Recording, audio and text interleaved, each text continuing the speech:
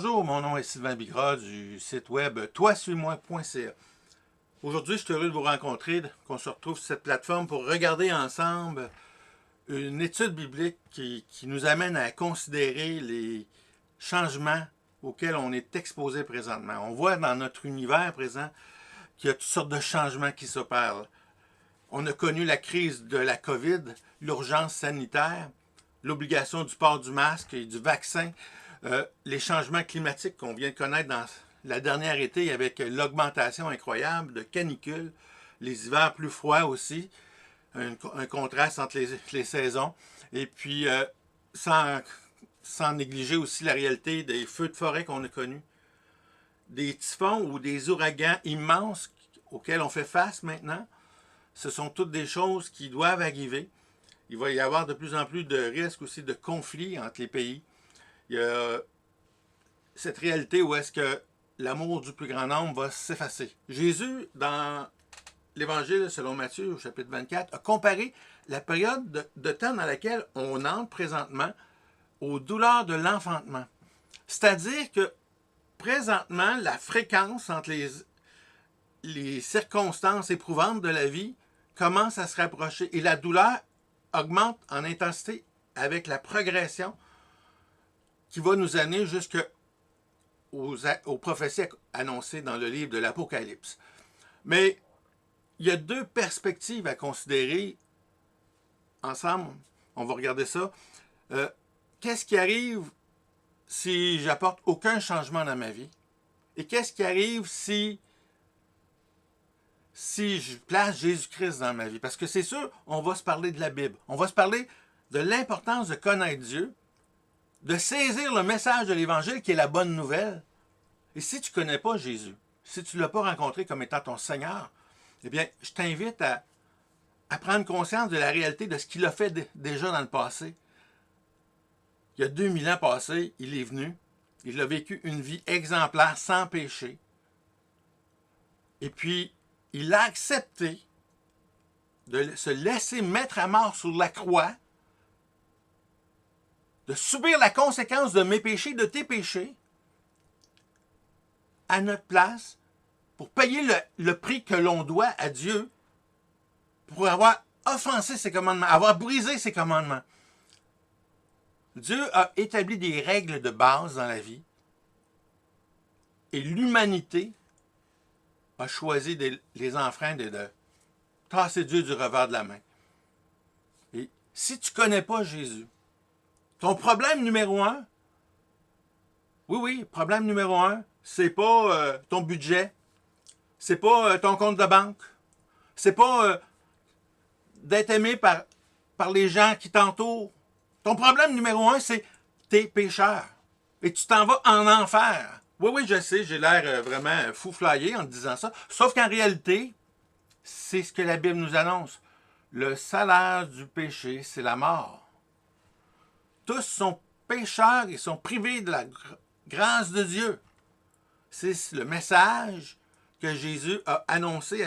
Il a formé ses disciples afin qu'ils nous transmettent ce message. Et depuis cette époque, il y a 2000 ans passés, l'Évangile se transmet d'une personne à l'autre, comme dans une course à relais. Et cette course à relais vient de franchir l'étape des 2000 ans. Et on est rendu aujourd'hui à t'offrir le bâton, le relais. Est-ce que tu vas saisir la vie éternelle? Est-ce que tu vas venir à Jésus-Christ? Parce que si tu ne viens pas à Jésus-Christ, le message de l'Apocalypse s'applique particulièrement à toi. Les catastrophes annoncées, c'est ce que tu vas subir. Et si tu meurs avant, c'est pas mieux.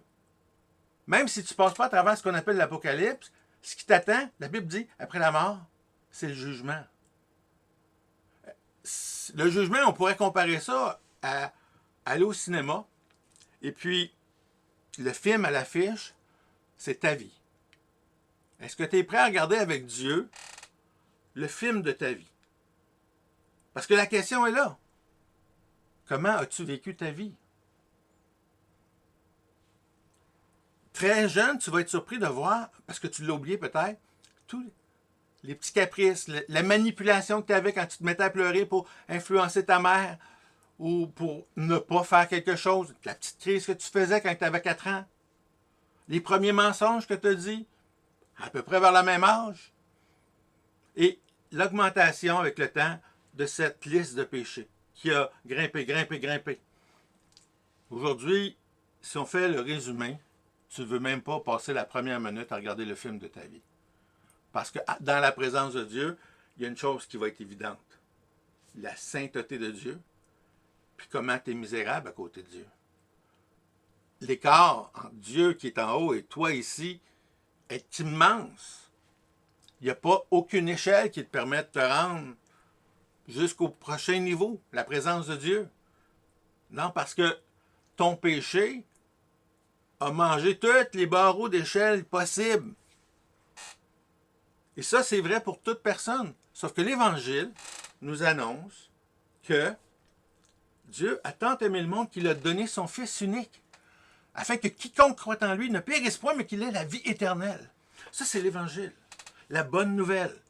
Possible uniquement parce que Jésus est venu il y a 2000 ans prendre mon péché, et Dieu voulant ton péché à toi aussi, et de le laisser clouer sur la croix.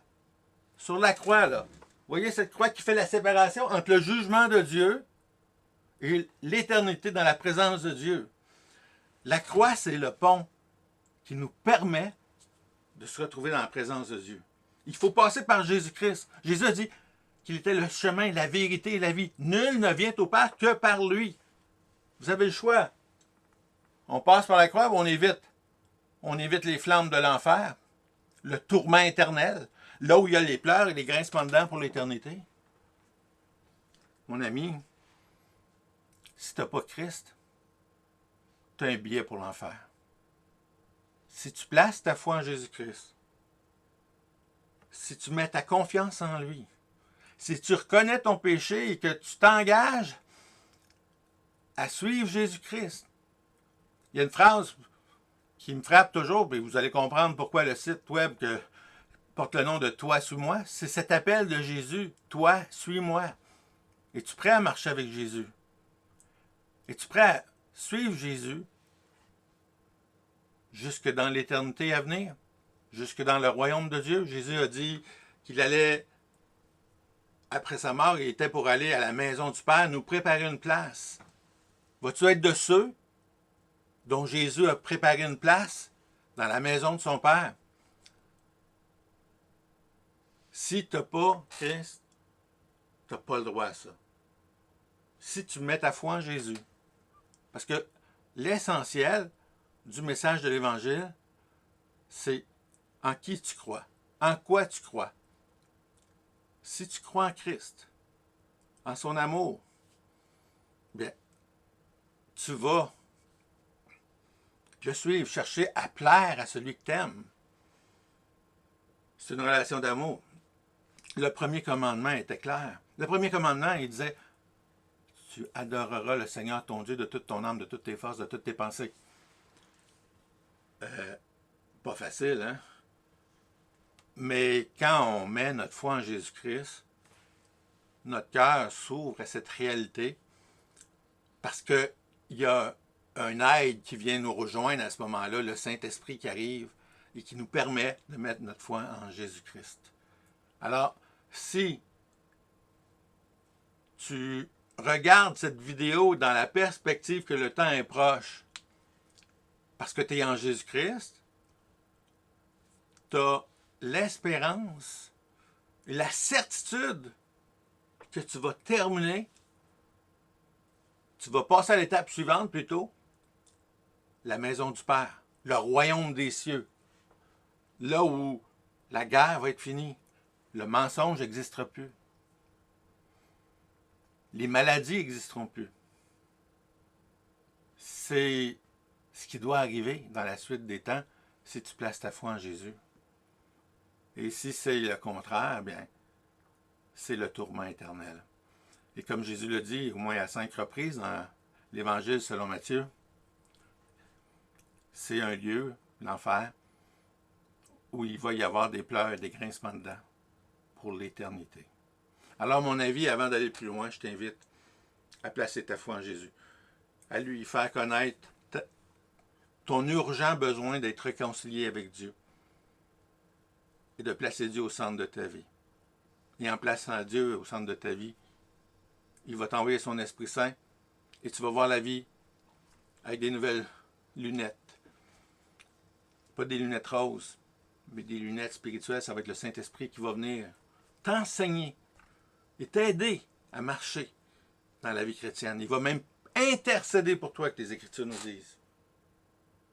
N'attends pas, remets pas à plus tard ta décision de suivre Christ. Donc, on se retrouve plus tard, dans la suite, pour le début de l'étude, le temps est proche.